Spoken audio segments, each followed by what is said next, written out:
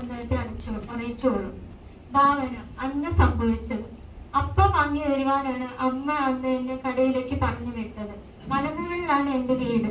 കടയിൽ പോകാതെ സാധനം വാങ്ങാനും മലയടിവാരം വരെ ചെല്ലണം. ഞാൻ ധൃതി പിടിച്ച് താഴേക്ക് നടന്നു. ഓടിയും നടന്നും ഞാൻ വേഗം മലയടിവാരം എത്തി. താഴെ അത് തിബിരിയാസ് തടാകം സൂര്യകിരണങ്ങേറ്റ് സ്ഫടികം പോലെ തിളങ്ങുന്നുണ്ട്.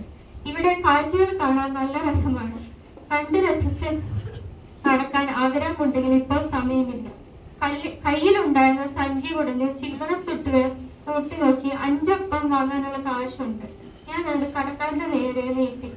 കടക്കാരൻ വൃദ്ധൻ പരിചയക്കാരനാണ്. കാശ് വാങ്ങി ഒരു പൊതി എന്റെ കയ്യിൽ വെച്ചു തരുമ്പോൾ പതിഞ്ഞ സ്ഥലത്തോട് അദ്ദേഹം മന്ത്രിച്ചു. 2 മീൻ കൂടെ വെച്ചിട്ടുണ്ട് കേട്ടോ. മീനൊക്കെ കഴിച്ചിട്ട് കാലം മറന്നു. ഞാൻ തിരികെ വീട്ടിലേക്ക് നടന്നു. മല പകുതി കയറി. പെട്ടെന്ന് ഒരു ആൾക്കൂട്ടം എന്റെ ശ്രദ്ധയിൽപ്പെട്ടു. ചെറിയ ആൾക്കൂട്ടമല്ല, 10,000 പേരുണ്ടാവും. എന്താണ് അവിടെ നടക്കുന്നതെന്നറിയാൻ ആൾക്കൂട്ടത്തിനിടയിലൂടെ ഞാൻ നുഴഞ്ഞു കയറി. മുന്നിലെത്തിയപ്പോൾ മലയുടെ പൊക്കം കൂടിയ ഒരു സ്ഥലത്ത് ഒരു ഗുരുവിനെ പോലെ തോന്നിക്കുന്ന ഒരാൾ മനുഷ്യനിരുന്ന് ജനക്കൂട്ടത്തെ ഉപദേശിക്കുന്നു. എല്ലാ ആളുകളും വളരെ ശ്രദ്ധയോടെ അദ്ദേഹം പറയുന്നത് കേട്ടു നിൽക്കുന്നുണ്ട്. എന്താണ് പറയുന്നതെന്ന് കേൾക്കാൻ ഞാൻ 2 മിനിറ്റ് ശ്രദ്ധിച്ചു. 2 മിനിറ്റ് ശ്രദ്ധിച്ചതേ ഓർമ്മയുള്ളൂ. പിന്നെ പരിസര ബോധം വന്നത് അദ്ദേഹം സംസാരിച്ചു നിർത്തിയപ്പോഴാണ്. ചുറ്റും നോക്കി ഞാൻ ഞെട്ടി. സൂര്യൻ അസ്തമിക്കാറായിരുന്നു. ഈ ആൾക്കൂട്ടത്തിൽ നിന്ന് പുറത്തു കിടക്കണം. കയ്യിലെ ആഹാരപ്പൊതി മുറുകെ പിടിച്ച് ഞാൻ തിരിഞ്ഞപ്പോൾ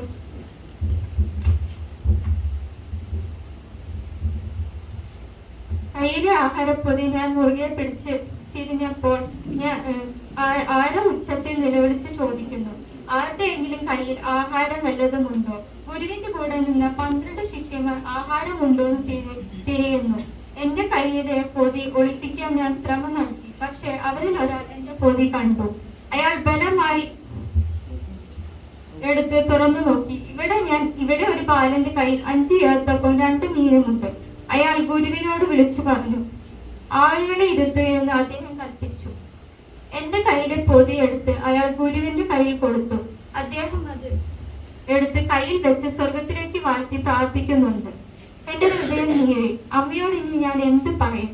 വീണ്ടും മലയടിവാരം വരെ പോയി അപ്പം വാങ്ങാൻ കാശില്ല. അവിടെ വരെ എത്താൻ സമയമില്ല.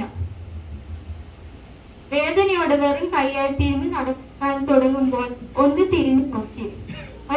ആൾക്കൂട്ടം മുഴുവൻ പുല്ല് നിരന്നിരിക്കുന്നു കഴിക്കുന്നു. കുറെ പേർക്ക് അവർ കൊടുത്തു കഴിഞ്ഞു. അപ്പം മാത്രമല്ല, മീനും കൊടുക്കുന്നു. ഇതെന്ത് അത്ഭുതമാണ്! 5 അപ്പവും 2 മീനും മാത്രമേ അതിലുണ്ടായിരുന്നുള്ളൂ. ഈ ഗുരു വേറെ അത്ഭുതങ്ങൾ ചെയ്തു അത്രേ. യേശു എന്നാണ് അദ്ദേഹത്തിന്റെ പേര്.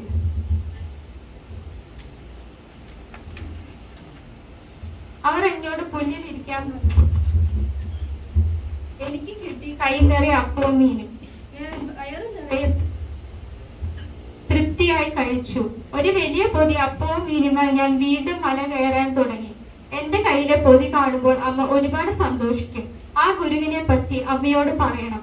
ഈ മലമുകളിലുള്ള സകലരോടും പറയണം. അദ്ദേഹത്തെ അനുഗമിക്കാൻ പറയണം. അനുഗമിച്ചാൽ മാത്രം മതിയെന്നേ. അത്ഭുതങ്ങൾ ഇനിയും ധാരാളം കാണും.